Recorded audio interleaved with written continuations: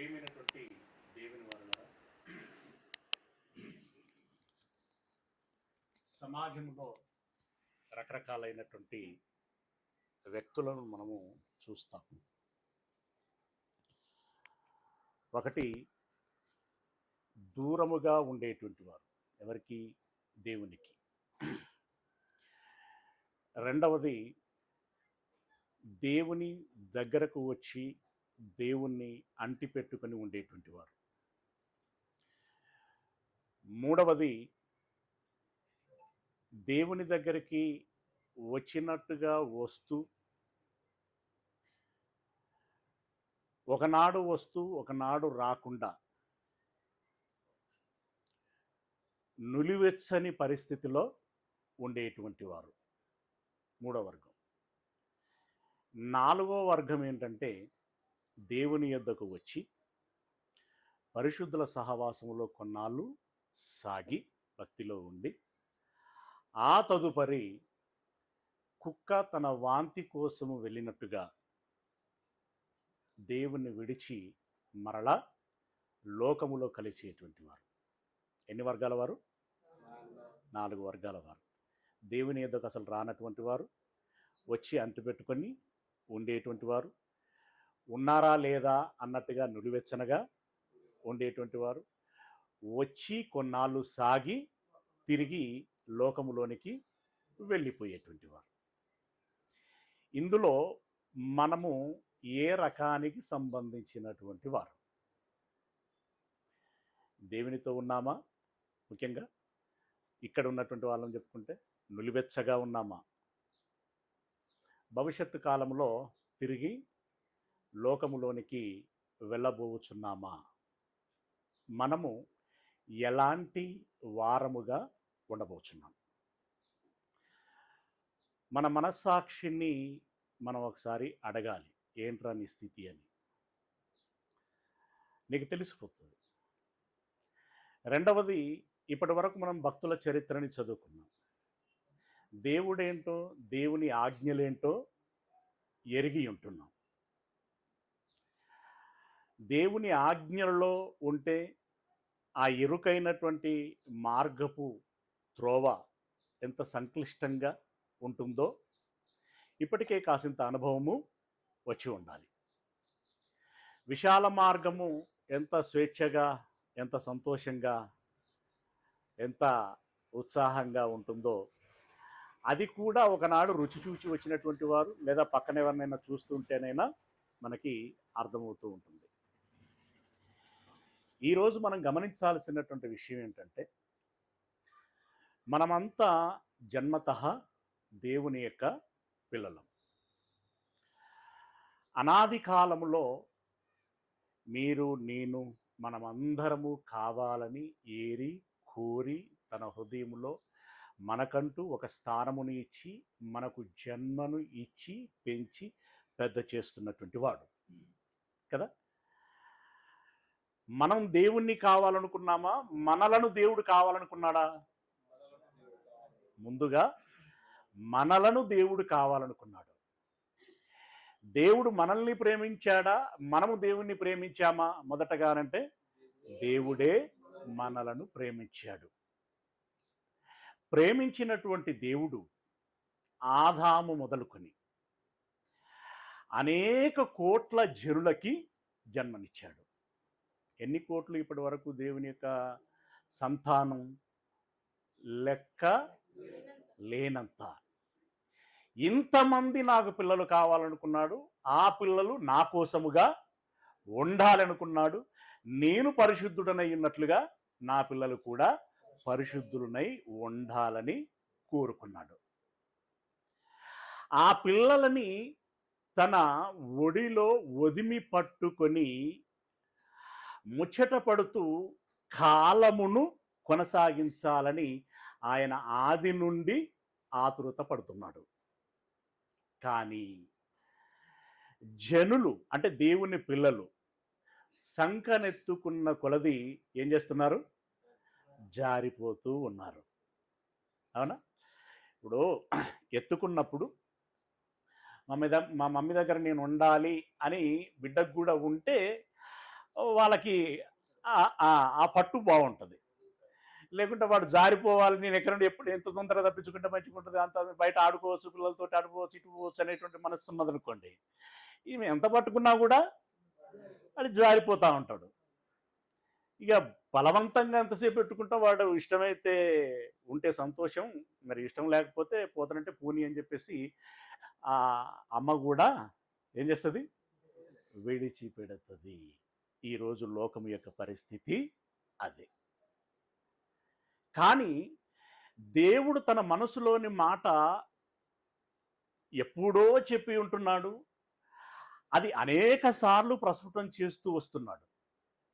ఆ మాటను మనం ఒకసారి చూడగలిగినట్లయితే అపోస్తలుల కార్యములు 17వ అధ్యాయము 27వ వచనములోని చివరి మాట. అపోస్తలుల కార్యములు 17వ అధ్యాయము 27వ వచనములోని చివరి మాట. ఆయన మనలకు ఎవరికిని దూరముగా ఉండువాడు కాడు. అంటే దాని అర్థం ఏంటి? ఆయన నిన్నెప్పుడూ చూస్తూ ఉన్నాడు, ఆయన ఎప్పుడు తన చేతులు చాచే ఉంటున్నాడు, నిన్ను హత్తుకుందామని, హక్కున చేర్చుకుందామని. కానీ మనము దిక్కులు చూస్తున్నాం. దిక్కులలో ఏముంటుంది? ఆశ ఉంటుంది. దిక్కులలో మనకు ఆశ పుట్టించేటువంటి వస్తువులు ఉంటాయి, వ్యక్తులు ఉంటూ ఉంటారు. దాన్ని మనం లోకాశ అని అన్నాం, అవునా? ఈ లోకాశలలో జాగ్రత్తగా గమనించండి, దేవుడు మనకు ఎప్పుడును దూరముగా ఉండేటువంటి వాడు కాదు. అంటే సమీపముగానే ఉంటాడు, నీ పక్కనే ఉంటాడు, నువ్వు పడుకున్నప్పుడు ఉంటాడు, నువ్వు నడుస్తున్నప్పుడు ఉంటాడు, నువ్వు ఏ పనిలో ఉన్నా ఉంటాడు, ప్రయాణంలో ఉన్నా ఉంటాడు. కానీ మనం అతన్ని పట్టించుకోం, అతన్ని లక్ష్య పెట్టాం. మనకు చాలా బిజీ, సెల్ ఫోన్లో ఫోన్ కాల్స్ వస్తూ ఉంటాయి, వీడియోలు చూడాలి, దిక్కులు చూడాలి. ఇప్పుడు ఎట్లా ఆ స్థలాన్ని నేను కబ్జా చేయటమా లేకుంటే కొనుక్కోవటమా, ఎలా, అవునా? పిల్లల చదువులు, ఉద్యోగాలు, ఇది వీటి చుట్టే మనసు మాత్రం నెమ్మది ఖాళీగా ఏమి ఉండదు, ఆలోచిస్తూనే ఉంటుంది, అన్నీ ఆలోచిస్తుంది. కానీ దేవుని దగ్గరికి వచ్చేసరికి మాత్రం అంటే ఇట్లా తాకినట్టు తాకుతుంది, స్కిప్ అయిపోతుంది. దేవుని దగ్గరికి వచ్చేసరికి స్కిప్ అయిపోతుంటాం. కానీ దేవుడు మనలను ఎప్పుడూ అంటి పెట్టుకొని ఉండాలని చూస్తున్నాం. మనం మాత్రము లోకాశలలోనికి వెళ్ళిపోతున్నాం. అందులో ఒకటి ధనాపేక్ష, అవునా? అందులో ఒకటి ధనాపేక్ష. దాంతోపాటు ఇక చాలా ఉంటాయి, అవునా? ఈ ధనాపేక్ష గురించి మాట్లాడుతూ ఆయన చెప్పుచున్నటువంటి ఇవన్నీ కూడా ఒక విధంగా చెప్పాలంటే వార్నింగ్స్ అనుకోవచ్చు మనం. ఏమండి? వార్నింగ్, ఆజ్ఞలు జారీ చేస్తూ పరోక్షంగా వార్నింగ్ ఇస్తున్నాడు, అంటే హెచ్చరిక చేస్తున్నాడు. ఏమని చేస్తున్నాడు? తిమోతికి రాసినటువంటి మొదటి పత్రిక 6వ అధ్యాయము 10వ వచనం. 6వ అధ్యాయము 10వ వచనం. ఎందుకనగా ధనాపేక్ష సమస్తమైనటువంటి కీడులకు మూలము. అంటే డబ్బు సంపాదించొద్దా? సంపాదించు, ఎంత మేరకి? తగు మాత్రము, అవునా? దానికి మించి నువ్వు ప్రయత్నం చేస్తే ఆపేక్ష. ఈ ఆపేక్షలో సక్రమము ఉంటుంది, అక్రమము కూడా ఉంటుంది, రకరకాలుగా ఉంటుంది. అయితే ధనమును ఎక్కువగా ఆపేక్షించేటువంటి వారు, అంటే ధనము వెంట పరిగెత్తేటువంటి వారు అని దాని అర్థం. ధనము కోసమే పరిగెత్తేటువంటి వారు, ధనము కోసమే జీవించేటువంటి వారు, ధనమే ధ్యేయంగా శ్వాసగా బ్రతికేటువంటి వారు ఎవరైతే ఉంటారో వారు ఏమవుతారట? సమస్త కీడులకు మూలము అని అన్నాడు. ఈ మాట అనగానే మనకు మొట్టమొదటగా జ్ఞాపకం వచ్చేటువంటి వ్యక్తి ఎవరయ్యా అనంటే, బైబిల్లో నుండి మనం చూసుకుంటే ఎవరు? మీరందరూ చెప్పగలరు. ఇస్కరియోతు యూదా. ఆఫ్టర్ ఆల్ 30 వెండి నాణములకు రక్షకుడైనటువంటి యేసయ్యను కూడా వెనక ముందు చూడకుండా అమ్మేసుకున్నాడు. ఈయనేదో ఆయన ప్రాపర్టీ అయినట్టుగా. ఏమండి? అమ్మేసుకున్నాడు. తీరా అమ్మిన తర్వాత ఆయన విచారించబడి శిక్షించబడుచున్నటువంటి తరుణములో నేను తప్పు చేశాను అని అనుకున్నాడు. కానీ అప్పటికే సమయం మించిపోయింది. అయితే తప్పు చేశాననేటువంటి పాశ్చాత్తాపములో అంతవరకు బాగుంది. పాశ్చాత్తాపడి మళ్ళీ యేసయ్య యుద్ధకు వచ్చి, ముఖ్యంగా దేవుని యుద్ధకు వచ్చి శరణు కోరినట్టయితే బాగుండేది. కానీ తొందరపడి ఏం చేశాడు? ఆ కింది వచనం చూడండి, దాని కంటిన్యూషన్లో, కొందరు దానిని ఆశించి విశ్వాసము నుండి తొలగిపోయి నానా బాధలతో తమ్మును తామే చంపుకొనిరి. యూదా బెస్ట్ ఎగ్జాంపుల్ కదా. ఇప్పుడు దేవుని యొద్దకి వచ్చి కనీసం అయ్యా తప్పు తెలిసి వచ్చింది, బుద్ధి గడ్డి తిన్నది, నన్ను క్షమించండి అని అంటే అది ఎలా ఉండేదో. కానీ అతడు వెళ్ళి ఏం చేశాడో తెలుసా? ఒక సంకల్పము చొప్పున జన్మనిచ్చాడు, ఒక సంకల్పము చొప్పున శరీరాన్ని అమర్చాడు. ఆ శరీరానికి ఒక ఉద్దేశము ఉంది కదా, అది నెరవేర్చకుండానే తన శరీరం, అంటే నా శరీరము నా ఇష్టం ఉన్నట్టుగా తనను తాను చంపుకున్నాడు. అంటే ఈ శరీరాన్ని చంపేశాడు. మన దేహము దేవుడు మనకిచ్చింది, ఇది మనది కాదు. దేవుడిచ్చిన దేహం మొదటగా దేవుని కోసం వాడబడాలి. గీస్తే దేవుడే తీసేయాలి. ఈ దేహాన్ని అనారోగ్యం పాలు చేయటానికి కానీ, బలహీనపరచటానికి కానీ, చంపడానికి కానీ మనకు అధికారము లేదు. ఏమండి? భోజనం చేయకుండా నాకు ఇది తినబుద్ధి అవుతలేదు, అది తినబుద్ధి అవుతలేదు అని చెప్పేసి బలహీనపరుచుకునేటువంటి వారు ఉంటారు. ఇక రకరకాలైనటువంటి హ్యాబిట్లతోటి మద్యపానము, ధూమపానము, వాటికి వ్యసనపరులైపోయి శరీరాన్ని అనారోగ్య పాలు చేసుకునేటువంటి వారు ఉంటారు. నాకు ఈ జీవితం మీద విరక్తి వచ్చింది, వాడు అంత మాట అన్నాడు, వీడు ఇంత మాట అన్నాడు, నన్ను అలా అవమానపరిచారు, ఇలా అవమానపరిచారు అని చెప్పి చంపుకునేటువంటి వారు, తను తానే ఆత్మహత్య చేసుకునేటువంటి వారు ఉంటారు. ఈ 3 కేటగిరీల వారు కూడా దేవుని యొక్క ఆలోచనను అతిక్రమిస్తున్నారనే దాని అర్థం. దేవుని ఆలోచనను అతిక్రమిస్తున్నారంటే అది ఆజ్ఞాతిక్రమముతో సమానము, అది పాపం. ఇప్పుడు యూదా చేసింది అదే. తప్పు తెలుసుకున్నంత వరకు బాగుంది, కానీ ఆత్మహత్య దగ్గరికి వెళ్ళారు చూడండి, మళ్ళీ పాపం చేశాడు. అంటే పాపం మీద పాపము చేశాడు. కొందరు అన్నారు. ఇలా ఈ జాబితాలో ఎందరు ఉండి ఉంటారు? అనేకులు కదా, అనేకులు. విచిత్రమైనటువంటి సంగతులు ఏంటంటే,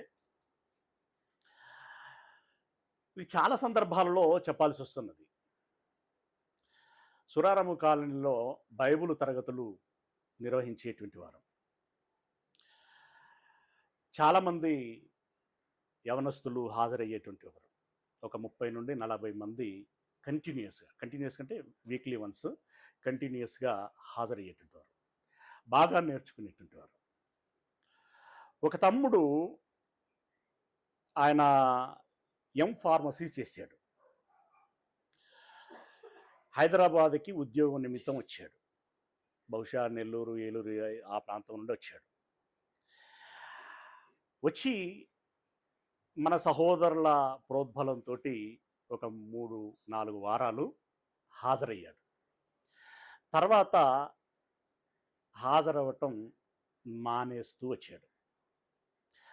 అప్పుడు తమ్ముడు వాళ్ళు మళ్ళీ ఆరా తీశారు.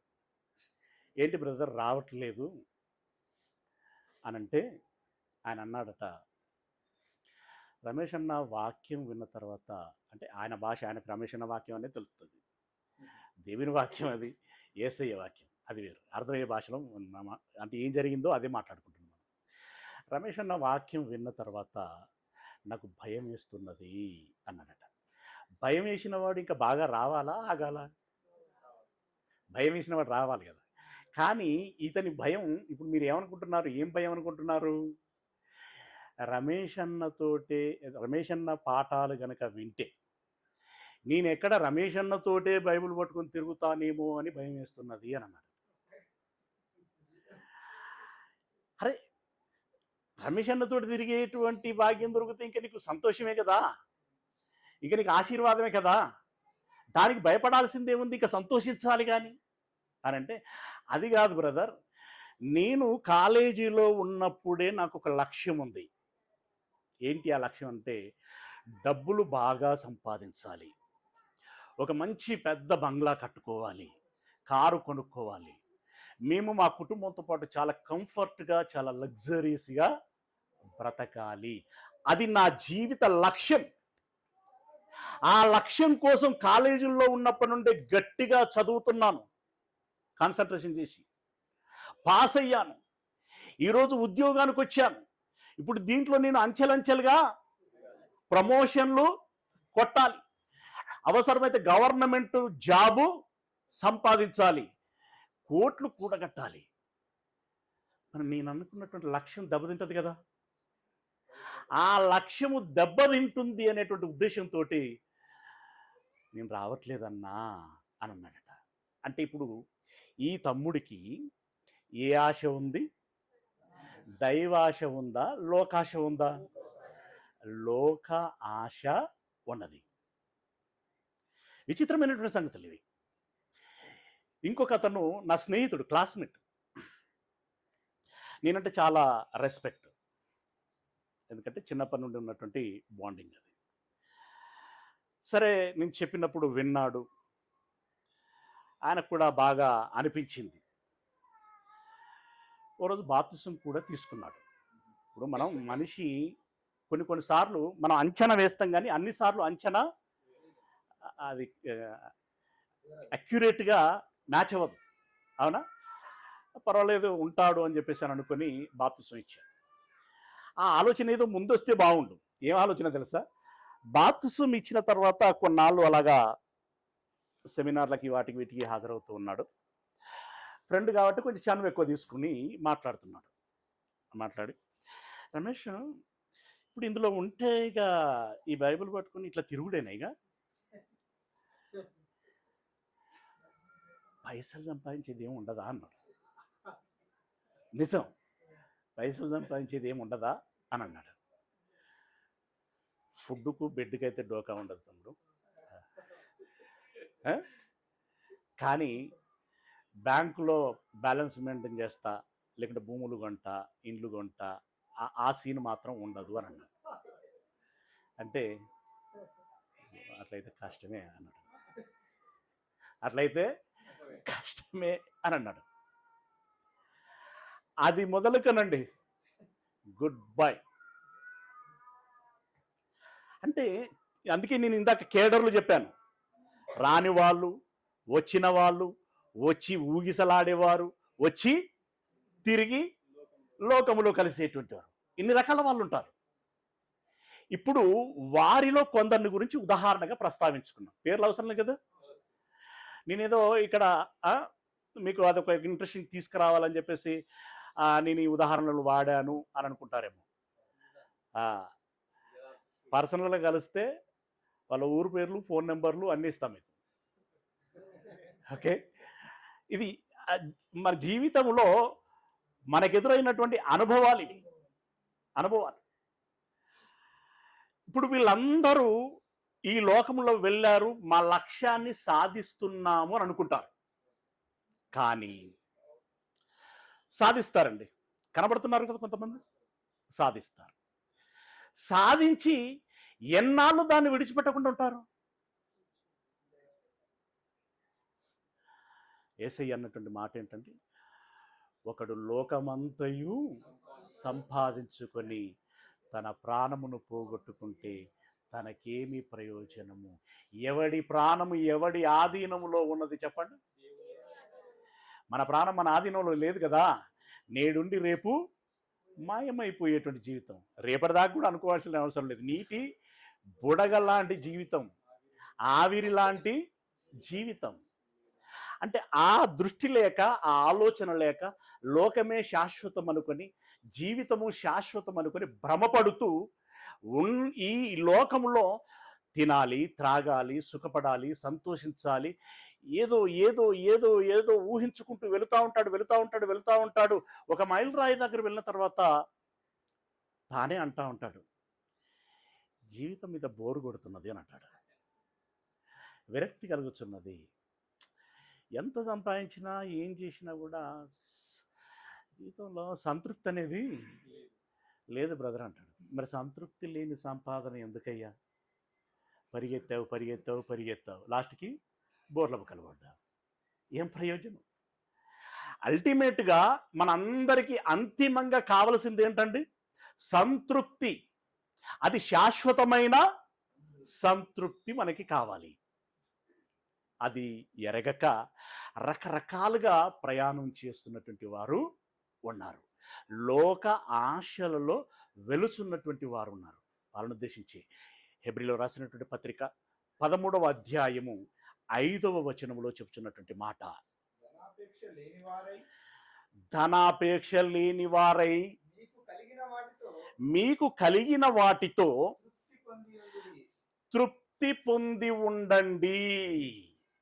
ధనాపేక్ష ఉండకూడదు. మీకు ధనాపేక్ష లేని వారై మీకు కలిగిన వాటితో తృప్తి పొంది ఉండండి. ఒంటి మీద చొక్కా పాయింట్ ఉందా? కంఫర్ట్. ఇంకొకటి లేదు కదా అనే టెన్షన్ నీకు అప్పుడు అవసరం లేదు. ఏనాటి కీడు చాలు కదా. మీకు కలిగిన వాటితో, ఓకే, తినడానికి అన్నం మెతుకులు లేదంటే రొట్టె ముక్క ఉందా? ఓకే, సంతృప్తి పడు. సంతృప్తి మించినటువంటి ఆస్తి మరొకటి లేదండి. ఇప్పుడు కోట్లు ఉన్నా పాయసం తాగలేడు కదా. చాలామందిని గమనించినట్టయితే కరోడుపతులందరికీ దాంతోపాటు ఇంకొకటి కూడా పెరుగుతూ ఉంటుంది. ఏంటిది? షుగరు, బీపీలు. అవునా? ఒంటి నిండా ఆర్గాన్లన్నీ పాడైపోయి ఏదో ఉన్నామనంటే ఉన్నాము, దాన్ని కవర్ చేసుకోవడానికి మీద కద్దరు బట్టలు. అంతే కదా. ఆ కద్దరి కింద ఏముంటుంది? మొత్తం దరిద్రం అయిపోయి ఉంటుంది. అది ఏం ఫ్యాక్టరీ? షుగర్ ఫ్యాక్టరీ అవునా, లేకుంటే డంపింగ్ యార్డ్ లాగా ఉంటుంది అది. అవునా? అదే కదా. కానీ ఏ అన్యాయం చేయడు, ఎవరో జోలికి వెళ్ళడు, తన పని ఏదో తాను చేసుకుంటాడు, రెక్కల కష్టాన్ని నమ్ముకుంటాడు, కాయ కష్టం చేస్తాడు, వచ్చి ఏదో నూకలో బియ్యము కొనుక్కుంటాడు, కారం మెతుకులో ఇంకేదో చారో నీళ్ళు ఏదో పోసుకొని తింటాడు. ఎంత తింటాడు తెలుసా? కంచం నిండా తింటాడు, కడుపు నిండా తింటాడు. ఇక నిద్రపోతే నా సామిరంగా నిద్ర పట్టణంలో వాళ్ళని చూస్తే ఈర్ష్య పుడుతుంది. నిద్ర పట్టణంలో బాధ అంత ఇంత ఉంటుందండి. ఇటు బొర్రి అటు బొర్రి, ఈ చర్మం అంతా మండుతూ ఉంటుంది. ఆ నిద్ర పట్టకపోతే మనసు కూడా అంత గందరగోళం అవుతూ ఉంటుంది. వాళ్ళకి మనసులో మనస్సు ఉండదు. అశాంతి అశాంతి అశాంతి అశాంతి. దాని తాళలేక భార్య మీద అరుస్తాడు, పిల్లల మీద అరుస్తాడు, వీళ్ళ మీద లేనిపోని గొడవలన్నీ. కానీ వీడిని చూడండి, అది కటిక నేలైనా సరే, తల కింద రాయున్నా సరే, తలగడగా రాయి పెట్టుకున్నా సరే సమ్మగా నిద్రపోతాడండి. నిద్రపోయి లేచాడంటే మళ్ళీ రిఫ్రెష్, పర్ఫెక్ట్గా ఉంటాడు మళ్ళీ. ఇప్పుడు ఏది సుఖం చెప్పండి? ఏది సమృద్ధి చెప్పండి? ఏది ధనం చెప్పండి? ఏది సంపాదన చెప్పండి? ఈ లోకములో సంపన్నుడంటూ ఎవడైనా ఉన్నాడు అంటే కడుపు నిండా భోంచేసి కడుపు నిండా నిద్రపోగలిగినటువంటి వాడే. కడుపు నిండా భోంచేసి కంటి నిండా నిద్రపోయినటువంటి వాడే. వాణ్ణి మించిన ధనవంతుడు మరొకడు లేడు. నీకు ఎన్ని అపార్ట్మెంట్లు ఉంటే ఏమున్నది, ఎన్ని బెడ్లుంటే ఏమున్నది? ఏమండి? ఏమీ లేదు. కానీ ఇది ఎరగక ఏమంటున్నాడు అక్కడ? చదవండి. ధనాపేక్ష లేని వారై మీకు కలిగిన వాటితో తృప్తి పొంది ఉండండి. తృప్తి అనేటువంటిది చాలా ప్రాముఖ్యమైనటువంటి విషయము. గనుక మీరు తృప్తి పొంది ఉండండి. మీరు నాకు కావాలి, నేను మీ వెంట ఉంటాను, నన్ను చూడండి అని అంటున్నాడు. కింద వెంటనే చదవండి. నేను మిమ్మల్ని ఏమాత్రము విడవను, ఎన్నడును ఎడబాయనని ఆయనే చెప్పెను కదా. ఇప్పుడు నువ్వు ఎంత భరోసాగా ఉండాలి, ఎంత భరోసాగా ఉండాలి, ఎంత ధైర్యంగా ఉండాలి. నిన్ను ఎన్నడూ ఎడబాయను, విడవను, ఎడబాయను. మరి బాస్తే గీస్తే ఎవరు బాయాలి? మనమే. ఎడబాసేది ఎవరు? ఏమండి? మనమే. ఈ లోకములో కొంత వయసుకు వచ్చిన తర్వాత కోడి తన పిల్లలని ఎడబాస్తుంది.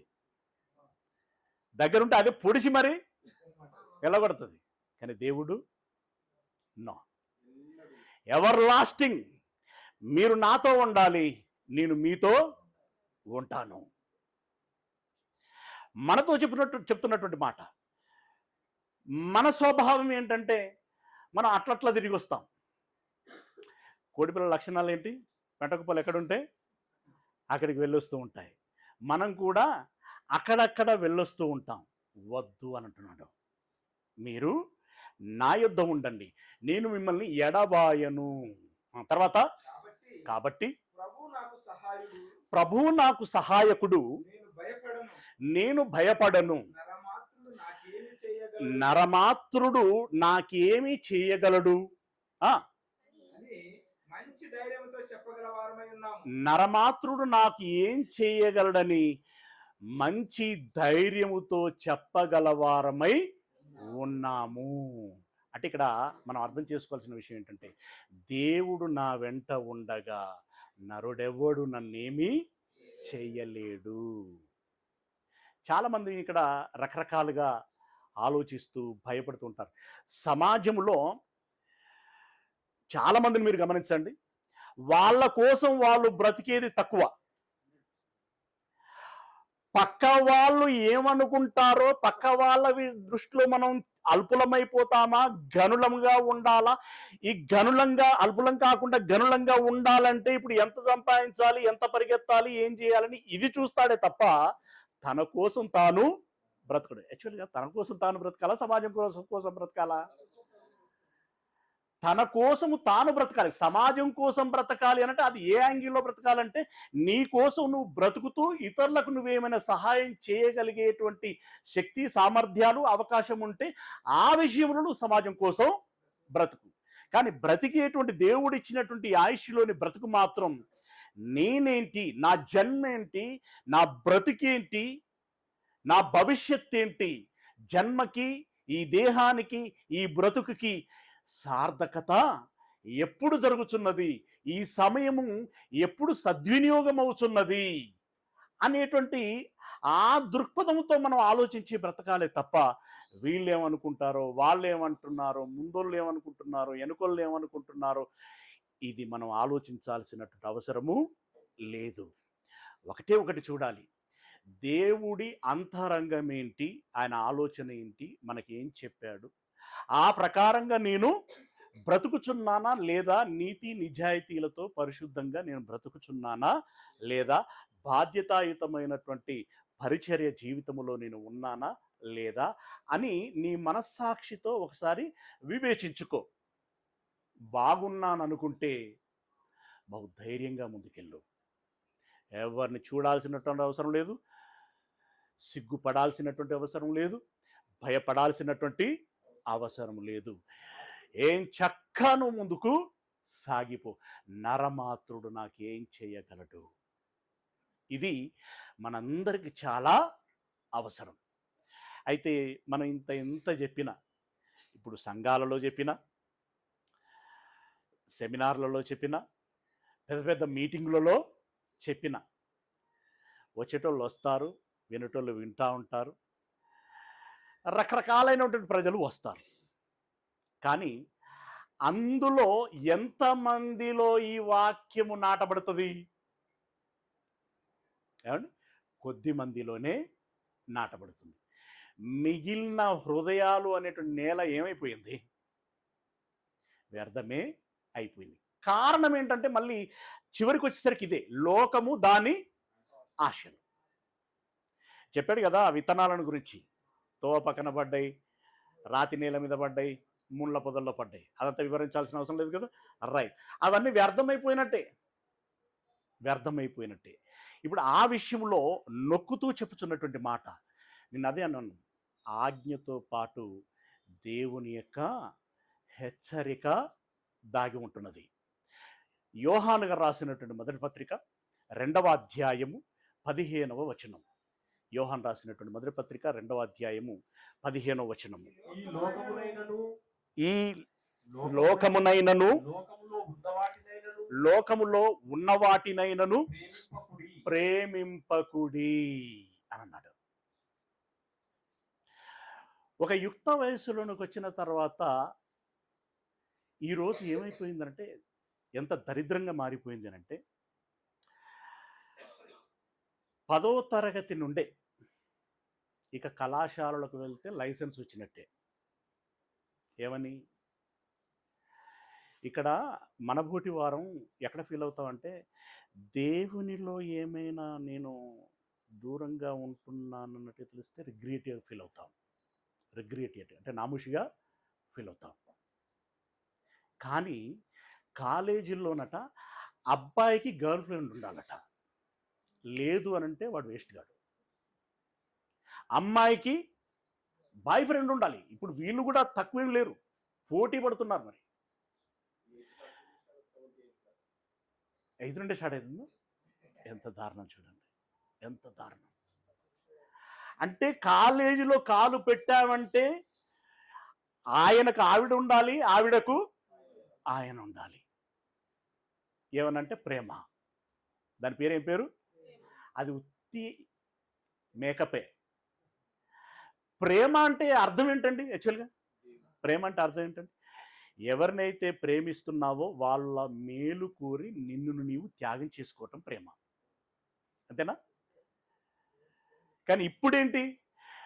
నేను నిన్ను ప్రేమిస్తున్నాను, నీవు నన్ను ప్రేమించు, నువ్వు నాకు దక్కకపోతే మరెవరికి దక్కడానికి వీలు లేదు, నీవు గనక నన్ను ప్రేమించకపోతే నీ మీద యాసిడ్ పోస్తాను, లేదంటే కత్తి పెట్టి నరుకుతాను, చంపేస్తాను అంటున్నాడు. అదేం దరిద్రం లవ్వండి? దాని వలన ప్రయోజనం ఏంటండి? పోనీ ఇతరులకు దక్కొద్దు, నీకు దక్కాలనుకున్నావు, నరుకుతే దక్కిందా? అంటే అక్కడ విచక్షణ చచ్చిపోతున్నది, ఇంగితము కోల్పోతున్నారు.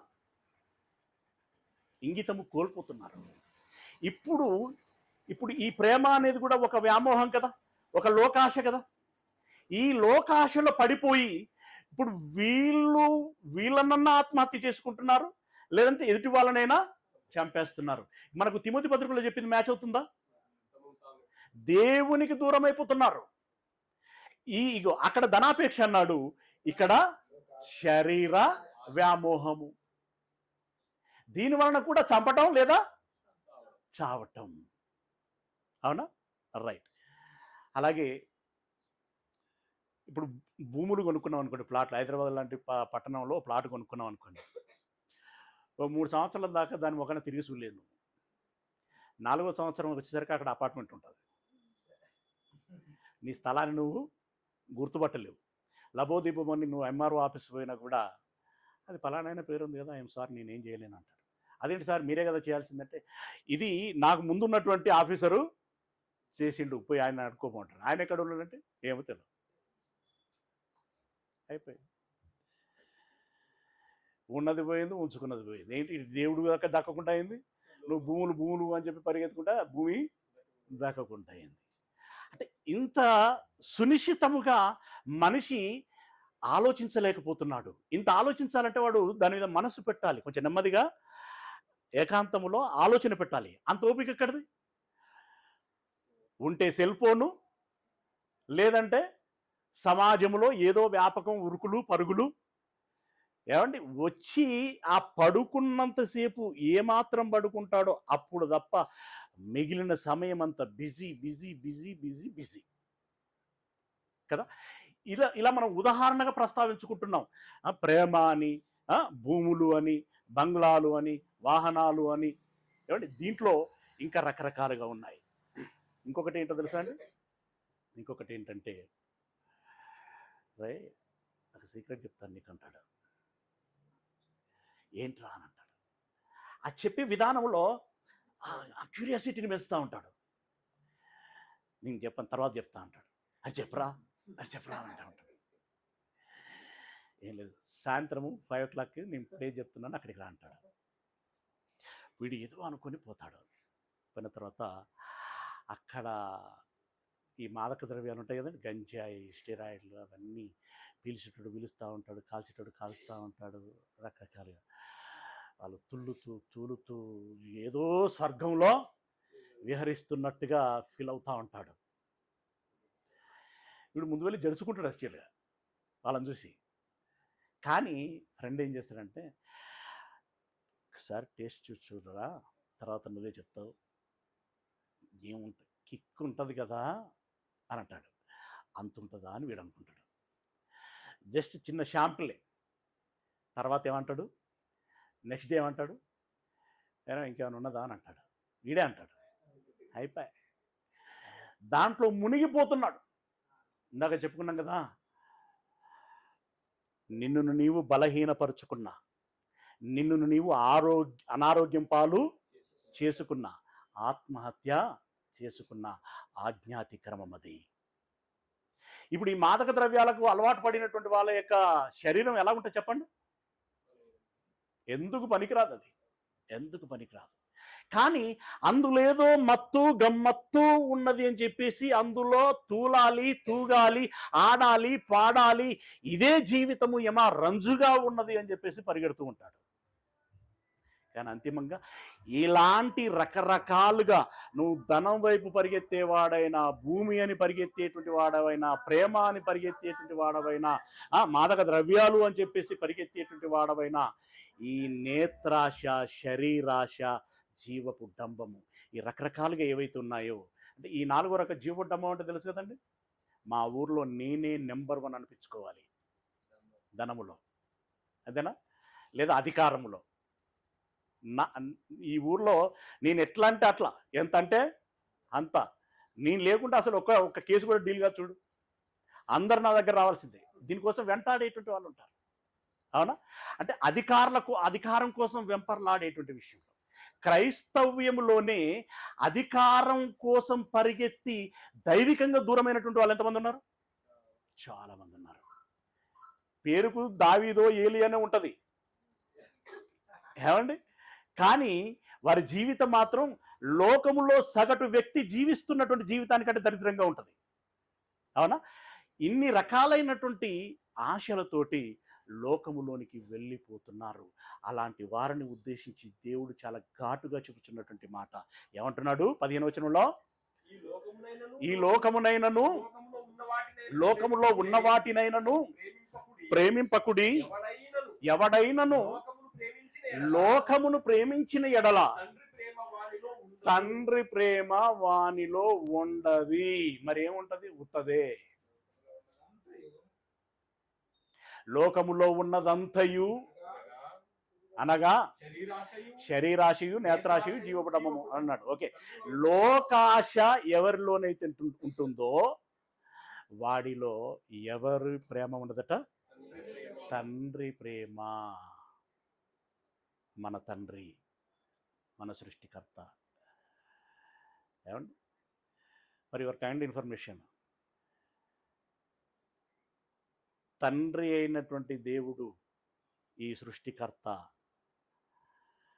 మీరు ఎంతసేపు తమ్ముడు ఏదైతే మాట్లాడాడో, ఏదైతే కాన్సెప్ట్ ఉందో, తండ్రి అయినటువంటి దేవుడు యెహోవా, ఆయనే దేవుడు. ఆయన ప్రథమ కుమారుడు యేసయ్య.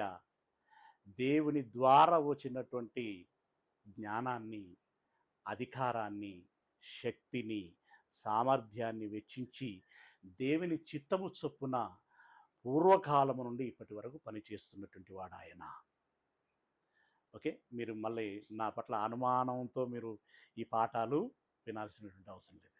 ఓకే, అయితే దేవుడి ప్రేమ వాడిలో ఉండదు అని అన్నాడు.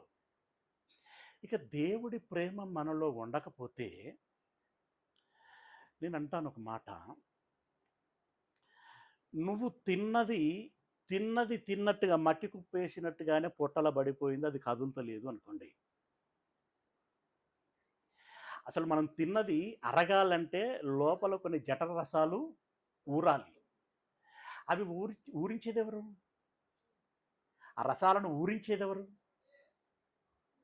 దేవుడా మనిషా? ఆయన గనక నాకు అవసరం లేదు అన్నాడు అనుకోండి, నాకు అవసరం లేదు, వాడేటో వెళ్ళిండు, నా ప్రేమ వాడిలో ఉంచదలుచుకోలేదు అన్నాడు అనుకోండి, వాడి పరిస్థితి ఏంటి? ప్రియులరా, బహు భయంకరం కదా. తిన్నది అరగకపోతే, బెట్టబెట్టినట్టుగా ఉండి కడుపంతా బరువైపోతే ఇంకా నీకు మళ్ళీ ఏది తినబుద్ధి కాదు, ఏది త్రాగబుద్ధి కాదు. తర్వాత నెక్స్ట్ ఏంటి ఆల్టర్నేట్గా? తిని తాగకపోతే ఏమైపోతుంది? కొన్ని రోజులు నీరసపడతావు, ఆ తర్వాత చచ్చిపోతావు. ఇది అరిగింది వేస్టేజ్ ఏదైతే ఉందో బయటికి రావాలి, అది రాకపోతే మూత్రం ఆగిపోయిందని, మోషన్ ఆగిపోయిందని ఆసుపత్రులు బట్టి పరిగెత్తే వాళ్ళు ఎవరు? ఈ సిస్టమ్ అంతా, ఈ మెకానిజం ఏదైతే ఉందో ఇదంతా ఎవరు ఆపరేట్ చేయాలి? దేవుడు. అంటే నేను ఉదాహరణకు చెప్తున్నాను. ఇంకా దేవుని ప్రేమ గురించి మాట్లాడుతూ శాశ్వతమైనటువంటి ప్రేమ, అది మన రక్షణకు సంబంధించినటువంటి ప్రేమ, నిత్య జీవానికి సంబంధించినటువంటి ప్రేమ, పరలోకమునకు చేర్చుకునే సంబంధమైనటువంటి ప్రేమ. అది కనుక దేవుడు మనకు అనుగ్రహించకపోతే ఆల్టర్నేటివ్ ఏముంటుందండి? ఇక నరకమే కదా. అది బహు భయంకరం. గనుక లోకమునైనను దాని ఆశలనైనను మీరు ప్రేమించకండి అని చాలా ప్రస్ఫుటంగా ఆయన చెప్పాడు. కానీ గతించిపోవచ్చున్నవి, కానీ దేవుని చిత్తమును జరిగించేటువంటి వాడు నిరంతరము నిలుచును. అందులో మనకు ఒక హేబేలు కనబడతాడు, హానోకు కనబడతాడు, నోవహు కనబడతాడు, అబ్రహాము కనబడతాడు కదా, మోషే కనబడతాడు. ఇలా చాలామంది భక్తులు కనబడతారు. మిగిలిన వాళ్ళు కనబడరు. ఎక్కడికి వెళ్తారు? మిగిలిన వారు నరకానికి వెళ్తారు. సరే, ఆ విషయం పక్కన పెట్టండి. ఇప్పుడు ఈ లోకాశలు అని మనం ఇందాక చెప్పుకున్నట్టుగా, మనందరము జన్మించక మునిపే మనందరి పట్ల దేవుడు ఒక సంకల్పాన్ని కలిగి ఉన్నాడు. ఇంకొక విషయం, మనమందరము జన్మించక మునిపే జన్మించి ఏం చెయ్యాలి అనేటువంటి విషయం నిర్ణయించబడింది. భగవాన్ దాస్ గారు ఏం చేయాలి? మరి మీ పేర్లు నాకు తెలియదు. మీరందరూ మీరు మీరు మీరు మీరు ఎవరేం చేయాలి, నేనేం చేయాలి, మీరేం చేయాలి? ఈ చంటి పిల్లలకు కూడా ఒక కారణము ఉంది. ఇర్మియా గురించి ఏమన్నాడు? నువ్వు తల్లి గర్భములో ఉన్నప్పుడే నిన్ను ప్రవక్తనుగా నియమించి తిని అని అన్నాడు. పౌలు గారు కూడా ఏమన్నాడు? అన్యజనులకు సువార్త ప్రకటించవలయునని నీవు జన్మించకపోయే దేవుడి చిత్తము కలిగి ఉన్నాడు. ఇలా ప్రతి వారి విషయంలో దేవుడు ఒక సంకల్పాన్ని కలిగి ఉన్నాడు. మన విషయంలో కూడా ఒక సంకల్పం, నీ వెనకాల నా వెనకాల జన్మించిన తర్వాత మనం ఏం చెయ్యాలి అనేటువంటి ఆలోచనని ఆయన కలిగి ఉన్నాడు. మనం అడిగితే ఆయన తప్పకుండా మనకు తెలియచేస్తాడు. ఏమండి? జన్మించిన తర్వాత మనం ఏం చెయ్యాలి అని మీకు తెలుసు కదండి, రెఫరెన్స్ తెలుసు కదా. ఒకసారి చూస్తారా? చూడండి, ఎఫెసీలో రాసిన పత్రిక 2వ అధ్యాయం, ముందుగా సిద్ధపరచిన సత్క్రియలు అని అంటాడు. 2వ అధ్యాయం 10వ వచనం. వాటి యందు మనము నడుచుకొనవలెనని. వాటి యందు అంటే వేటి యందు? కొన్నిటి యందు. ఆ కొన్ని ఏవి? మనము జన్మించక మునిపే నిర్ణయించబడినవి. వాటి యందు మనము నడుచుకొనవలెనని దేవుడు ముందుగా సిద్ధపరిచిన. ఎంత ముందుగా సిద్ధపరిచిన? లోకములోనికి మనం రాకమునిపై, ఇంకా అక్కడ ఏమంటున్నాడు, ముందుగా సిద్ధపరిచిన సత్క్రియలు. సత్క్రియలు అంటే వాక్య సంబంధమైన క్రియలు చేయుటకై మనము క్రీస్తు యేసునందు సృష్టింపబడిన వారమై ఉన్నాము. రైట్. అంటే మనం పుట్టక మునిపే మనం ఏం చేయాలి అనే సంగతి రాసి పెట్టి ఉన్నాడు. మరి ఇర్మియా కంటే ప్రవక్తగా చేయాలని అన్నాడు. యేసు ప్రభువుకు ఒకటి చెప్పాడు, ఏలియాకి ఒకటి చెప్పాడు, మోషేకి ఒకటి చెప్పాడు, పేతురుకి ఒకటి చెప్పాడు.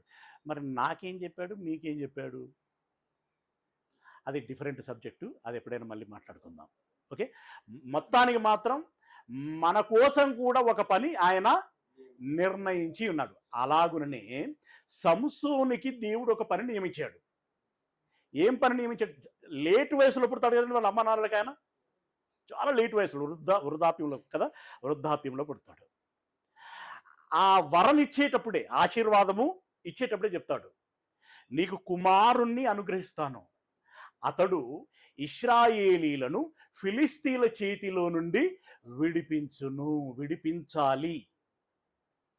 అతని పట్ల నేను కలిగి ఉన్న సంకల్పం, అతడి కోసం నేను ఏర్పాటు చేసిన పని. సంసోనుకు చెప్పారు. ఓకే, ఆయన కూడా సరే అన్నాడు, పోయిండు.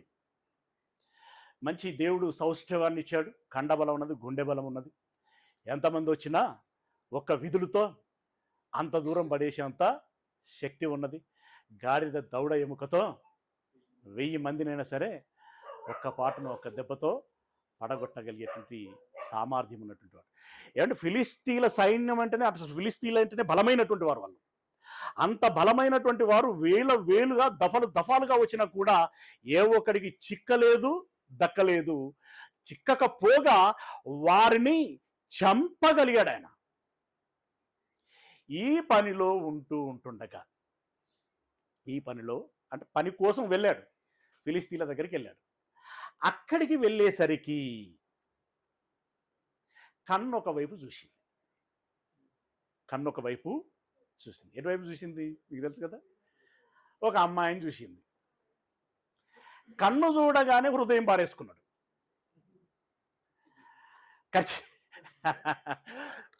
ఖర్చు వేసేసిండు. అదే యోబైది ఏమన్నాడు, నా కన్ను వెళ్ళిన చోటికి నా హృదయము వెళ్ళిన ఎడల మీరు ఎంత అంటే అంత ఇప్పుడు త్రాసులో తూచాలి, గ్రాము తగ్గినా పెరిగినా మీరు ఏ శిక్ష విధించిన దానికి నేను రెడీ అని అన్నాడు ఆయన. అది దమ్ము, అది ధైర్యం. అసలు ఈ దమ్ములు ధైర్యాలు ఇంకెక్కడో చూపెట్టడానికి ప్రయత్నం చేస్తూ ఉంటాను, అది కాదు. ఏమండి, అది ధైర్యం. 1 గ్రాము తగ్గిన మీ త్రాసులో పెట్టి తూచాలి అని అన్నాడు ఆయన. నా కన్ను వెళ్ళిన చోటికి నా హృదయం వెళ్ళిన, కన్ను సహజంగా వెళ్తుంది, కానీ ఏది వెళ్ళొద్దు, హృదయం వెళ్ళకూడదు. చాలా మంది తమ్ముళ్ళు అడుగుతూ ఉంటారు, అన్నయ్య అది రోడ్డు మీద వెళ్తూ ఉంటే రకరకాల పోస్టర్లు కనపడతాయి అన్న, పోస్టర్లు కనిపించేసరికి టెంప్ట్ అయిపోతూ ఉంటాను, ఇది ఎట్లా కంట్రోల్ చేసుకోవాలో అర్థం కావట్లేదు అని అంటారు. కనీసం అలా అడగనని అడిగారు, సంతోషం. అది కదా, అసలు అడగడం లేదన్నది కదా. అంటే సహజమైనటువంటి శరీరానికి ఉన్నటువంటి ఒక సహజమైనటువంటి లక్షణము, అది బలహీనత అని చెప్పుకోవాలి. అయితే అది అందరి శరీరంలో ఉంటుంది, ఈవెన్ దో పాస్టర్ గారి శరీరంలో కూడా ఉంటుంది. యేసయ్య కూడా మన వలనే బలహీనమైన శరీరమును ధరించుకున్నవాడైనప్పటికీ ఆయన ఏ పాపము చేయకుండా ఉండెను. అది నీలో ఉండాలి. అంటే నిన్ను నీవు నిగ్రహించుకోవాలి, నిష్ఠతో ఉండాలి, ఒక గీత గీసుకోవాలి, దీన్ని దాటి ఏది ఏమైనా సరే ఇది దాటకూడదు అని చెప్పేసి ఒక కండిషన్ నీకు నువ్వే పెట్టుకోవాలి. అయితే సంసోను అక్కడ లీవ్ ఇట్ చేసిండు. కన్ను పోయింది, హృదయం పోయింది. ఆమె లేకపోతే నా జీవితమే వ్యర్థము అని అన్నాడు. నా జీవితమే వేస్ట్ అనుకున్నాడు ఆయన. అంటే ఇక్కడ కూడా డైలాగులు కొడతాడు కదా, నేను ఎంతగా ప్రేమిస్తానంటే ప్రాణానికి ప్రాణంగా ప్రేమిస్తున్నాను, నువ్వు లేకపోతే నేను బ్రతికి ఉండలేను అని అంటాడు. నువ్వు లేకపోతే నేను బ్రతికి ఉండలేను. అవునా, అందుకోసం పుట్టావా నువ్వు, అందుకోసం బ్రతుకుచున్నావా, అందుకోసమా నీ జీవితం. మళ్ళీ ఈ ఒక్క జీవితం సరిపోదట, 7 జన్మలైనా ఆమె అంటే ఉంటాడట. హైగారికి అంత విసులుబాటు ఎవరిస్తున్నారు మరి? ఏమో అందరు అన్నారు, డైలాగ్ కొంచెం బాగుంది కదా, అందరు అన్నారు, ఈయన అనేసాడు. అసలు అది ఉంటుందా ఉండదా, నిజమెంత అబద్ధం ఎంత, ఈ మాట నేను వాడొచ్చా వాడకూడదా, ఇది ఏం ఆలోచించరండి. రైట్. ఈ సంసోను ఏ భాష వాడినా కూడా ఆమె లేకుంటే నేను ఉండలేను అనేటువంటి పరిస్థితిలోనికి వచ్చేసాడు. చివరికి అదంతా మీకు తెలుసు, మీరు అక్కడ చదువుకుంటే మీకు అర్థమైపోయేటువంటి విషయము. ఏమైపోయింది, వాళ్ళ మామ కాదన్నాడు, ఈయన బాధపడ్డాడు, అలిగిండు, కోపం వచ్చింది, ఏదేదో చేసిండు, ఇంటి బాట పట్టిండు. ఇంటి బాట పట్టేటువంటి క్రమంలో రకరకాల స్త్రీలు కనిపించారు. అప్పుడు ఏమనుకున్నాడంటే, నువ్వే కావాలా నాకు, నువ్వు లేకపోతే నాకు ఎంతమంది లేరు అని వాళ్ళ వెంట వెళ్ళటం ప్రారంభించాడు. అంటే ఇప్పుడు ఏమైపోతున్నాడు చూడండి, ఈయన ఎందుకు జన్మించాడు, ఇతని పనేంటి, ఇతని లక్ష్యం ఏంటి, దేవుడు అతనికి ఇచ్చిన టార్గెట్ ఏంటి, ఇది సైడ్ అయిపోయింది. ఇది సైడ్ అయిపోయి ఇప్పుడు ఈయన వెళుతూ వెళుతూ వెళుతూ ఒక దగ్గరికి వచ్చేసరికి ఎవరి దగ్గరికి వచ్చిండు, దిలీల దగ్గరికి వచ్చేసిండు. అవునా? అక్కడ పిచ్చి పరాకాష్ఠకు చేరింది. అంటే ఆ పిచ్చి, అవునా, ఆ పిచ్చి పరాకాష్ఠకు చేరింది. ఆమెతో అన్నాడట, నిన్ను ఎంతగా ప్రేమిస్తున్నానంటే అని అన్నాడట. ఎంతగా ప్రేమించాడో తెలుసా అండి? ఎంతగా ప్రేమించాడు. వాళ్ళేమో తరుముకుంటూ వస్తున్నారు ఫిలిస్తీన్లు. ఎక్కడున్నాడో వాళ్ళు గమనించారు, ఆమెను పట్టుకున్నారు. అసలు ఆమె ఉద్యోగం ఏంది? ఆమెకు అంతిమంగా కావాల్సింది ధనం. సంసోనా ఇంకోడా అనేది ఆమెకు అనవసరం, ఆమెకు ధనం. నీకు సంసోన్ ఎంత ఇస్తున్నాడో ఏమో మాకు తెలియదు, కానీ ఇదిగో ఎంతమంది వచ్చామో అంతమందిని ఇంత ప్యాకేజ్ ఇస్తామని చెప్పారు వాళ్ళు. చెప్పగానే ఇదేదో బంపర్ ఆఫరు షార్ట్కట్లో వచ్చేస్తున్నది అని చెప్పేసి, మరి ఏం చేయమంటారు, వాడిని మాకు అప్పగించాలి. వాడు నీ మాట అయితేనే వినేటట్టున్నాడు, వానికి ఒక పిచ్చి ఉంది. ఇది చూడండి, ఇది చాలా గమనించాలి. పిచ్చి మనల్ని ఏం చేస్తూ ఉంటుందంటే దేవుని నుండి తప్పిస్తూ ఉంటుంది, దూరం జరిపిస్తూ ఉంటుంది. బేరం కుదిరింది. ఇక మెల్లగా అడిగింది, నీ కండలు ఎంత పెంచినావు నువ్వు, ఎంత బాగున్నాయి నీకు అని చెప్పి తనదైనటువంటి భాష మాట్లాడి, ఇంతకి నీకు ఇంత బలం ఎట్లొచ్చింది, నీ బలం ఎందులో ఉన్నది? వెనకట ఎవడో ఏదో అడిగిందట, ఎవడి ప్రాణమో దేనిలోనో ఉన్నది అని చెప్పేసి అన్నట్టుగా. ఆ రకంగా నీ బలానికి కారణం ఏంటి అని అడిగింది. అడిగితే సరే, అది ఒకసారి విషయం కాదు, అదొక నస. అది ప్రతిరోజు ఆమె నస పెడుతూ ఉన్నది. ఈ వెరవని ముసురు ఎలాగుంటుందో ఈ ఎంటబడే నస కూడా అలా ఉంటుంది. ఆ నసకు తాళలేక ముందుగా ఏమన్నాడు అనంటే, ఏదో నిరవంజి చువ్వలు అని అన్నాడు. ఆయన వర్కౌట్ అవ్వాల. ఆ తర్వాత కొత్త తాళ్ళు అని అన్నాడు, అది వర్కౌట్ అవ్వాల. ఆ తర్వాత ఏమన్నాడు, మూడవది ఏంటి, నా జడలు, జుట్టు జడలు అల్లిన ఎడల నా బలహీనత వచ్చేస్తుంది అని అన్నాడు, అది వర్కౌట్ అవ్వాల. అప్పుడు ఆయన ఏమన్నదంటే, ఇన్ని మార్లు నాతో అబద్ధం ఆడావే, మళ్ళా నాతోటి నిన్నే ప్రేమిస్తున్నాను అని అంటావు, ఇదే నా ప్రేమ? ప్రేమ అయితే రహస్యాలు ఉంటాయా? ప్రేమ అయితే దాస్తారా? నిజంగా ప్రేమ ఉంటే చెప్తారు కదా. ఆమె అడగటమేమో కానీ ఆ నసకి ఆయన ఓపిక నశించిపోయిందండి. నశించిపోయి చీని అమ్మ దీని బ్రతుకు అన్నట్టుగా డిసైడ్ అయిపోయింది. ఏమన్నా కానీ అంటే విచక్షణ కోల్పోయి ఉండనొచ్చు. టెంప్టింగ్లో విచక్షణ పోతుంది. టెంప్టింగ్లో ఎమోషనల్, మనం తొందరపడి నిర్ణయాలు తీసుకుంటాం చూడండి, అక్కడ తప్పకుండా దెబ్బతింటాం మనం.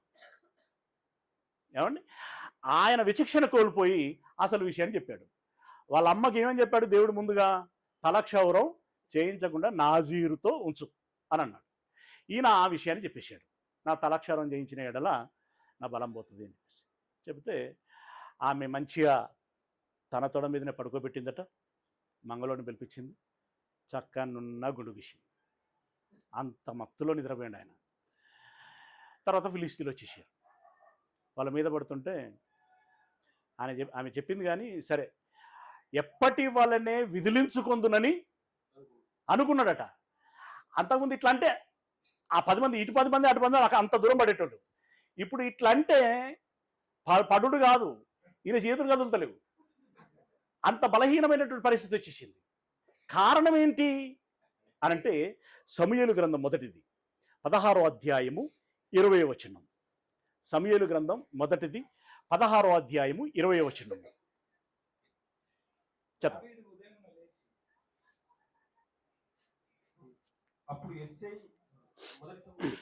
మొదటి సమూయేలు 16:20. సమూయేలు గ్రంథం మొదటిది 16వ అధ్యాయం 20వ వచనం. రైట్, సారీ, న్యాయాధిపతులు 16వ అధ్యాయము 20వ వచనం.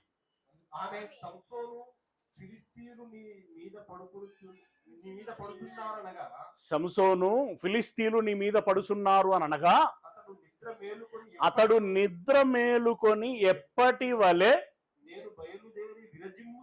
బయలుదేరి విరజిమ్ముదును అని అనుకొని, అయితే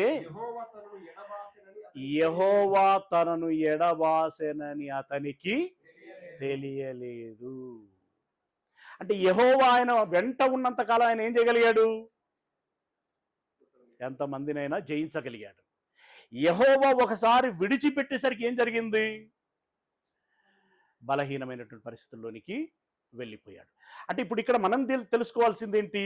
ఇప్పుడు ఇందులో ఇక్కడ మనం నేర్చుకోవాల్సినటువంటి సారాంశం ఏంటి అనంటే, దేవుడు మన వెంట ఉంటే నరమాత్రుడెవడు ఏమీ చెయ్యలేడు. దేవుడు ఒకసారి మనల్ని విడిచిపెడితే ఈగ దోమ కూడా మనల్ని భయపడుతుంది. గనుక దేవుడు మన వెంట ఉండాలి. దేవుడు మన వెంట ఉండాలంటే ఎప్పుడు ఉంటాడు? దేవుడు మన వెంట ఉండాలి అంటే ఎప్పుడు ఉంటాడు?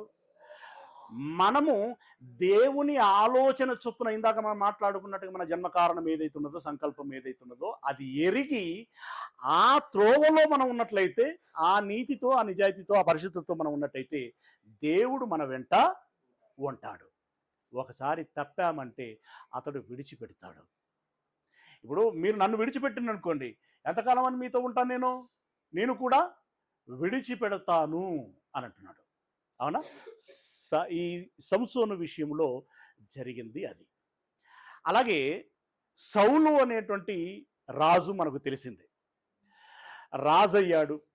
రాజు అయిన తర్వాత ఆయనకు ఒక 2 సందర్భాలు వచ్చాయి.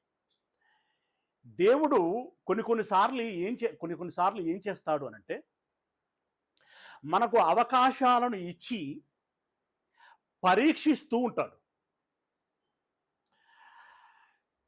ముఖ్యంగా ఎవరిని పరీక్షిస్తాడు అంటే, దేవునికి దగ్గరగా ఉన్నటువంటి వారిని ఎక్కువగా పరీక్షిస్తూ ఉంటాడు. ఇప్పుడు ఆజ్ఞలు ఇచ్చాడు. ఈ ఆజ్ఞలు వీడు పాటిస్తాడా లేదా మొదటిది. మళ్ళీ పాటించటం అనేటువంటిది ముఖ్యంగా అంతా సవ్యంగా ఉండి నేనేం అతిక్రమం చేయటం లేదంటే అది పెద్ద విషయం కాదు. అంత ప్రతికూలత ఉన్నా కూడా మనం పాటిస్తున్నామంటేనే అది మనకి చాలా గొప్ప విషయంగా ఎంచబడుతూ ఉంటుంది. ఇప్పుడు సౌలు రాజుగా ఉన్నటువంటి తరుణంలో అది వరకు ఉన్నటువంటి ఆజ్ఞలు ఉన్నాయి కదండి.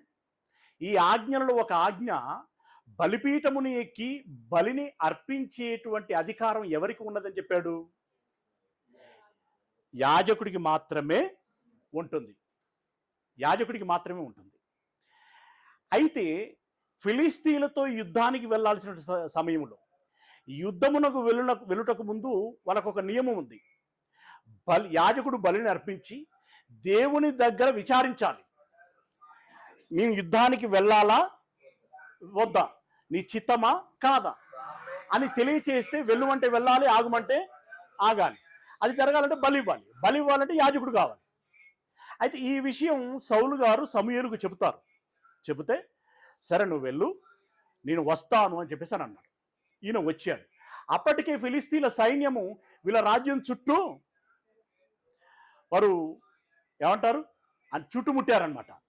అక్కడక్కడ పొంచి ఉన్నారు. ఇక ఎప్పుడు వీలైతే వీళ్ళ మీద పడదామా అన్నట్టుగా వాళ్ళు వేచి ఉన్నారు. ఆ సమాచారం వీళ్ళకి ఎప్పటికప్పుడుగా చేరుతూ ఉంటుంది. దానికి నేను టెన్షన్ అవుతూ ఉన్నాడు. నేను వస్తాను పానంటే నా ఆయనకనే వస్తాడేమో అని ఆయన అనుకుని వచ్చి ఉంటాడు. కానీ ఆ రోజే రాలేదు ఆయన. రెండవ రోజన్నా వచ్చాడంటే రాలేదు. అలా 3, 4, 5, 6 ఇలా జరిగిపోయాయి. జరిగిపోయిన తర్వాత సౌలుకు భయం పట్టుకున్నది. ఇక్కడ ఆలస్యం అవుతున్నది. ది సేమ్ టైం దేవుడు దీనిలోనే సౌలును పరీక్షిస్తున్నాడు. ఇతడికి గనక ఒత్తిడి వస్తే, ఇతడికి గనక భయపెట్టేటువంటి పరిస్థితి వస్తే, ప్రాణాపాయ పరిస్థితి పొంచి ఉన్నది అనేటువంటి ఆ పరిస్థితుల్లో నా ఆజ్ఞకు లోబడి ఉంటాడా, నా ప్రాణం కంటే ఎక్కువనా అని చెప్పేసి ఆజ్ఞను అతిక్రమిస్తాడా? అక్కడ ప్రాణం కంటే ఎక్కువనా అనుకోవచ్చు, నా రాజ్యం కంటే, నా అధికారం కంటే ఎక్కువనా అనుకోవచ్చు. ఇక్కడ అతిక్రమిస్తాడా లేదా అని చెప్పి దేవుడు పరీక్షిస్తూ ఉన్నాడు. అయితే 6వ రోజు కూడా రాలేదు. 7వ రోజులోనికి ప్రవేశించారు. 7వ రోజులోనికి ప్రవేశించినా కూడా సమూయేలు గారు రాలేదు. ఇక లాభం లేదు, ఇంకా చూస్తూ ఉంటే వాళ్ళు వచ్చి మీద పడటం ఖాయం. వారు ఒకసారి మీద పడ్డారంటే ఇక నేను చస్తాను, నా రాజ్యము సమసిపోతుంది, కనుక బలి ఇస్తాను అని చెప్పేసి తానే ఒకలాంటి ధైర్యం. ఏం ధైర్యం అది? ఏం ధైర్యం అని అంటే అది తెలివి కల్ల ధైర్యం కాదు, మూర్ఖపు ధైర్యం. ఆ ధైర్యంతో బలిపీఠముని ఎక్కి బలి అర్పించేశాడు. బలి అర్పించేసి బలి అర్పించేశాను అని అనుకొని ఇలా తిరిగిండో లేదో సమూయేలు గారు మెల్లగా అప్పుడే వచ్చేసాడు. ఎంత పని చేశావయ్యా, మీకోసం నేను ఎంతసేపు ఎదురు చూశాను, మీరు ఇంకనూ రాకపోయేసరికి అంటే అప్పుడు సమూయేలు వచ్చేసి నువ్వేం చేశావు అని అడిగాడు. మీరు ఆలస్యం చేసేసరికి ఫిలిస్తీయులు ఎక్కడ మీద పడతారో అని చెప్పేసి నేను బలిచ్చాను అని అన్నాడు. అప్పుడే సమూయేలు చెప్పాడు, నీ రాజ్యము నీ యొద్ద నుండి తీసివేయబడి మరొకరికి అది ఇవ్వబడుతుంది అని అన్నాడు. ఇది ఒక సందర్భం. మరొక సందర్భంలో అమాలేకీలతో యుద్ధం చేయాల్సినటువంటి పరిస్థితి ఏర్పడింది. ఆ అమాలేకీలతో యుద్ధానికి వెళ్ళేటప్పుడు దేవుడు చెప్పాడు. దానికి రకరకాల కారణాలు ఉన్నాయి, కానీ చెప్పింది ఏంటి అనంటే అమాలేకీలందరినీ నువ్వు మట్టు పెట్టాలి, రాజుతో సహా అందరినీ చంపేయాలి. అలాగే మీరు యుద్ధానికి వెళితే అక్కడ దోపుడు సొమ్మును తెచ్చుకుంటారు సహజంగా, కానీ అక్కడ నుండి మీరు పూచిక పుల్ల కూడా తెచ్చుకోవద్దు అని అన్నాడు. మీరేం తెచ్చుకోకూడదు, ఎవరిని మిగల్చకూడదు, ఏమీ తెచ్చుకోకూడదు అని చెప్పాడు. కానీ సౌలు గారు వెళ్ళి ఏం చేశారంటే రాజును చంపలేదు, అలాగే క్రొవ్విన గొర్రెలు, మేకలు, పశువులు తెచ్చుకున్నారు, ఇంకా విలువైనటువంటివి తెచ్చుకున్నారు. తెచ్చుకొని వచ్చి ఏం ఎరగనట్టుగానే ఉన్నాడు. మళ్ళీ సమూయేలు వచ్చాడు. ఎందుకంటే ఇక్కడ ఇప్పుడు దేవుని ఆధీనంలో జరుగుతున్నటువంటి పరీక్ష కదా. ఇప్పుడు దైవజనుడు వస్తాడు తప్పకుండా, వచ్చి యుద్ధం ఎలా జరిగింది అని చెప్పేసి అన్నాడు. అనగానే బ్రహ్మాండంగా జరిగింది, వాళ్ళని చంపేశాం అని చెప్పేసి ఏం ఎరగనట్టుగా మాట్లాడుతున్నాడు. మరి అక్కడ గొర్రెపిల్లల శబ్దాలు వినపడుతున్నాయి, అరుపులు అని చెప్పేసి అన్నాడు. అంటే అని అన్నాడు అప్పటిగా. ఏమని? మళ్ళీ అక్కడ చూడండి ఆయన ఎట్లా పూత పూస్తున్నాడో చూడండి. దేవునికి బలి ఇవ్వవలయునని క్రొవ్విన వాటిని మనోళ్ళు కొన్నిటిని పట్టుకొచ్చారు అని అన్నారు. నువ్వు ఆజ్ఞను అతిక్రమించి దేవుడికి క్రొవ్విన వాటిని బలి ఇయ్యాలని దేవుడు కోరుకున్నాడా? నువ్వు ఆజ్ఞను అతిక్రమించిన తర్వాత బలెందుకు, మరొకటెందుకు? ఏది అవసరం లేదు అని అప్పుడు ఒక మాట చెప్పాడు. ఏం మాట? ఇప్పుడు సమూయేలు రాసిన మొదటి పత్రిక, మొదటి పుస్తకం 15వ అధ్యాయము 26వ వచనము. 15వ అధ్యాయము 16వ అధ్యాయం 15 సమూయేలు 15వ అధ్యాయం 26వ వచనం. రైట్. నీతో కూడా నేను తిరిగి రాను,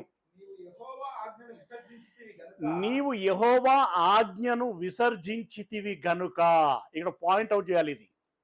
యెహోవా ఆజ్ఞను సౌలు మాత్రమే విసర్జిస్తాడా?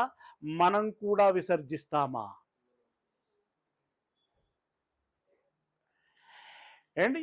యెహోవా ఆజ్ఞను సంసోను మాత్రమే అతిక్రమిస్తాడా? మనం కూడా అతిక్రమిస్తామా? మనకు కళ్ళున్నాయి, మనకు శరీరం ఉంది, మనకు కూడా ఏముంటాయి? ఆశలు ఉంటాయి, కోరికలు ఉంటాయి. ఇప్పుడు మనం ఏంటి అంటే ఈ మతలబంత ఇందులో బైబిల్లో ఎందుకు రాసి పెట్టాడు? మనకు బుద్ధి కలుగుటకై, మనకు జ్ఞానం కలుగుటకై. అవునా?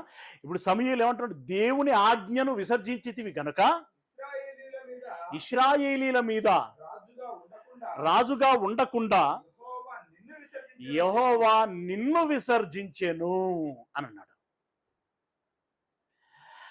అంటే మనం దేవుని ఆజ్ఞలను ఎప్పుడైతే నిర్లక్ష్యం చేస్తామో, ఎప్పుడైతే వాటిని పక్కకు పెట్టి ఇక మన ఆశలు, మన కోరికలు, మన లక్ష్యాలు, మన ఇష్టాలు అంటూ పరిగెడుతూ ఉంటామో, అప్పుడు వెంటనే దేవుడు మనల్ని విడిచిపెడతాడు.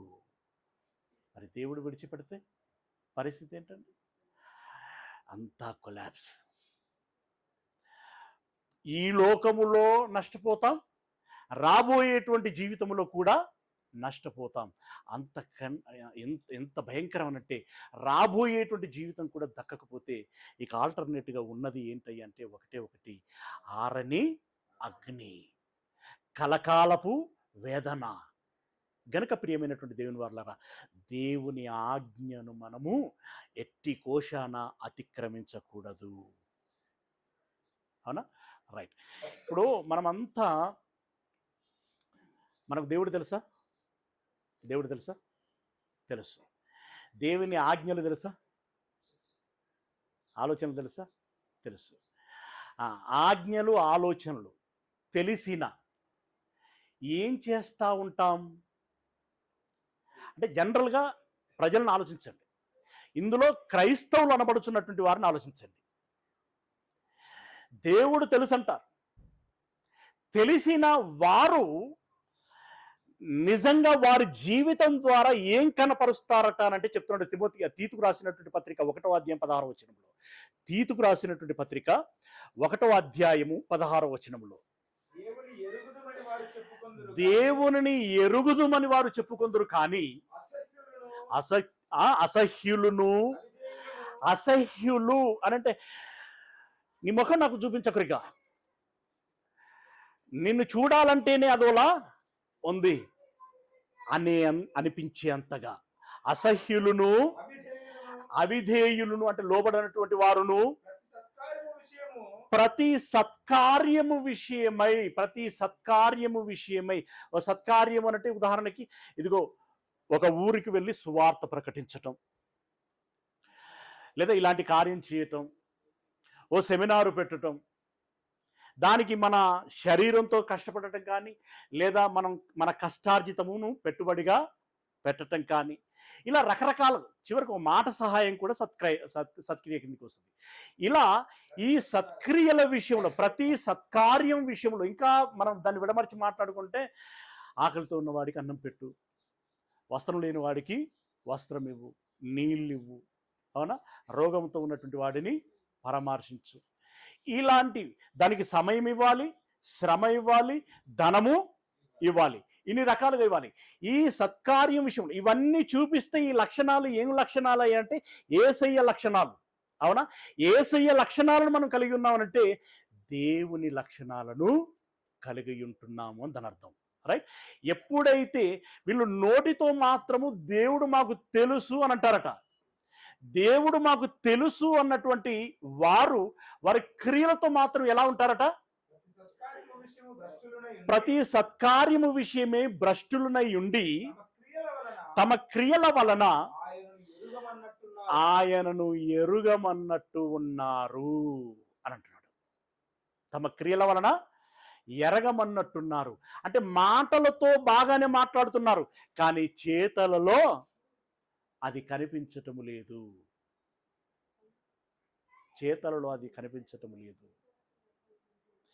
అంటే వాళ్ళ నాన్న చాలా పేరున్న మనిషి. వాళ్ళ నాన్న పేరున్న మనిషి అంటే వాళ్ళ నాన్న అతడికి తెలుసు అన్నట్టు కదా, నాన్న అంటేనే తెలుసు అన్నట్టు కదా. నాన్న ఆలోచనలు, నాన్న సంకల్పాలు, నాన్న ఉద్దేశాలు ఉన్నాయి. కానీ నువ్వు దానికి భిన్నంగా వెళుచున్నావు అనంటే నీ ప్రవర్తన బట్టి ఏమంటారు తెలుసా? నువ్వు నిజంగా వాని కొడుకునేనారా అని అంటారు. అతని కొడుకువేనా అంటే దాని అర్థం ఏంటి? అతడి లక్షణాలు వేరు, అతడి ప్రవర్తన వేరు, నీ ప్రవర్తన వేరు. అంటే నువ్వు నీ ఆధార్ కార్డులో కానీ లేకుంటే నీ సర్టిఫికెట్లలో కానీ సన్ ఆఫ్ ఫలానాయనే ఉండొచ్చు, కానీ నీ మాట, నీ నడక, నీ తీరు మాత్రం అట్లా లేదు. నువ్వు అతని కొడుకు అంటే మాకు నమ్మబుద్ధి కావట్లేదు అని అంటారు. ఇది క్రైస్తవులలో ఉన్నటువంటి చాలామంది పరిస్థితి. వేషధారులు అని అంటారు కదా, పేరుకు మాత్రమే. అలా గనక జీవిస్తే దేవుడు ఇప్పుడు సంసోనుకు చెప్పినట్టే, సౌలుకు చెప్పినట్టే మనకు కూడా చెప్తున్నాడు. చూడండి, తిమోతికి రాసినటువంటి రెండవ పత్రిక 1వ అధ్యాయము 12వ వచనం. తిమోతికి రాసినటువంటి రెండవ పత్రిక 1వ అధ్యాయము 12వ వచనం ఏమంటున్నాడు? ఆ హేతువు చేత. ఏ హేతువు చేత అంటే ఇప్పుడు మనం తీతు కనెక్ట్ చేసుకోవాలి. ఇప్పుడు క్రియల వలన ఆయనను ఎరగమన్నట్టు ఉన్నారు. ఆ హేతువు చేత కానీ గనుక సిగ్గుపడను. కరెక్ట్ అండి చదివేది. తిమోతికి రాసినటువంటి రెండవ పత్రిక 1వ అధ్యాయము 12వ వచనం. కరెక్టేనా? ఆయనను ఎరగమంటే ఆయన మనలను ఎరగనను. మొదటి పత్రికలు ఉందా మరి?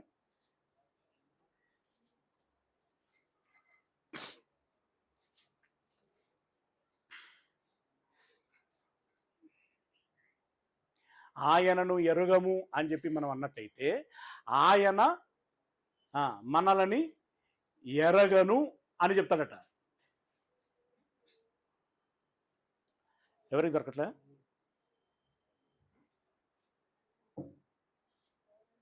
రెండవ అధ్యాయం చూడండి, 2వ అధ్యాయం 12వ వచనం చూడండి. రెండవ పత్రికలోనే 2వ అధ్యాయం 12వ వచనం చూడండి. ఉందా?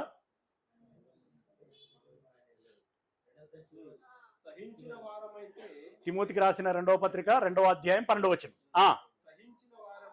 సహించిన వారమైతే ఆయనతో కూడా ఎలుదుము. ఆయనను మనము ఎరుగమంటే ఎలా? నోటితో నాకు తెలుసు అంటావు, అది కాదు. నోటితో ఒప్పుకున్నది కాదు, క్రియలతో గనక మనము ఆయనను ఎరగమన్నట్టుగా ఉన్నట్లయితే ఆయన కూడా మనల్ని ఏమంటాడట? నేనెవరినో నీకు తెలవదా? ఇట్స్ ఓకే, ఇట్స్ ఓకే, మీరు కూడా నాకు తెలియదు ఆ దినమున అని అంటాడు. మరొక దగ్గర ఏమంటాడంటే, అక్రమము చేయువారలారా నా యొద్ద నుండి మీరు వెళ్ళండి, మీరెవరో నాకు తెలియదు అని అంటాడు. అంటే నిజంగా తెలియదా? తెలిసి కూడా తెలియదు అని అంటున్నాడా? ఏమండి, తెలుసు, తనకు పుట్టిన పిల్లలు ఎవరో తనకు తెలియదా? కానీ క్రియలను బట్టి నాకు తెలియదు అని నువ్వు అన్నావు కాబట్టి, నా మాట విన్నవాడు నాకు లోబడినటువంటి వాడే నా కుమారుడు గనుక వాణ్ణి మాత్రమే నేను చేర్చుకుంటాను, వారు మాత్రమే నాలో ఉంటారు, మిగిలినటువంటి వారు నాకు సంబంధులు కారు అన్నట్టు. గనుక ప్రియ దేవుని వారలరా, జన్మించినది మొదలుకొని మరణించేంతవరకు, మరణించిన తర్వాత కూడా మరలా బ్రతికి శాశ్వత కాలం జీవించేంతవరకు దేవుడు మనకు తోడై ఉండాలి. దేవుడు మన వెంట ఉండాలి. దేవుడు మన వెంట ఉండకపోతే మనకు అసలు ఊపిరి లేదు, ఉనికి లేదు, పేరు లేదు, ఊరు లేదు, అసలు మనము ఏమీ కాము. కాబట్టి దేవుడు మన వెంట ఉండాలి. దేవుడు మన వెంట ఉండటానికి ఇష్టపడుతున్నాడు. మనము కూడా దేవుని వెంట ఉండాలి. దేవుని వెంట ఉండటం అనేటువంటిది ఎలా నిరూపించుకోవాలి అనంటే, ఆయన ఆజ్ఞలకు మనము లోబడాలి, ఆయన చిత్తమునకు మనము తలొగ్గాలి, ఆయన చెప్పిన క్రియలు పరిచర్య రూపంలో మనము జరిగించాలి. ఇలా ఎవరైతే జీవిస్తారో వారు మాత్రమే దేవుని కృపకు పాత్రులవుతారు. వారు మాత్రమే దేవుని యొద్ద శాశ్వతంగా ఉంటారు. మిగిలిన వాళ్ళందరూ అంతే శాశ్వతంగా దేవునికి దూరమవుతారు. సింపుల్గా దేవునికి ఎందుకు దూరమవుతున్నారు? దేవునికి ఎందుకు దూరమవుతారు? సింపుల్గా మనం చెప్పుకున్నది ఏంటంటే, లోకాశలకి దగ్గరైన వాడు దేవునికి దూరమవుతాడు. అవునా? లోకాశలను దూరం పెట్టిన వాడు దేవునికి దగ్గరవుతాడు. దేవునికి మనం దగ్గరయ్యామంటే ఆయన ప్రామిస్ చేశాడు కదా, నేను ఎవరిని విడవను ఎడబాయను, నేను ఎవరికి దూరముగా ఉండేవాడను కాను. మరి ఈ ప్రాంతంలో ఉన్నటువంటి సంఘబిడ్డలైనటువంటి మనందరికీ దేవుడు శాశ్వతంగా దగ్గరగా ఉంటానని వాగ్దానం చేశాడు. అదే సమయంలో దేవునికి మనం ఏ మాట ఇవ్వాలి? అయ్యా, మేము కూడా మిమ్మల్ని విడవకుండా అంటి పెట్టుకొని ఉంటాం, మీ ఆజ్ఞకు శిరస్సు వంచుతాం, మీ ఆలోచనకి మేము చిత్తము అని అంటాం. మీరు చెయ్యమన్న ప్రతి పని చేస్తూ మా శక్తి మేరకి నయవంచన లేకుండా మా బ్రతుకు జీవితములో మాకు అంది వచ్చిన ప్రతి అవకాశాన్ని సద్వినియోగం చేసుకుంటూ పరిచర్య చేస్తాం. మీ మనసును చూరగొంటాం, మిమ్మల్ని మెప్పిస్తాం, మీ ఆశీర్వాదమునకు పాత్రులమవుతాం. అలా మాకు అనుగ్రహించు దేవా అని అనాలి. ఆమేన్. దేవుడు మిమ్మల్ని దీవించును గాక.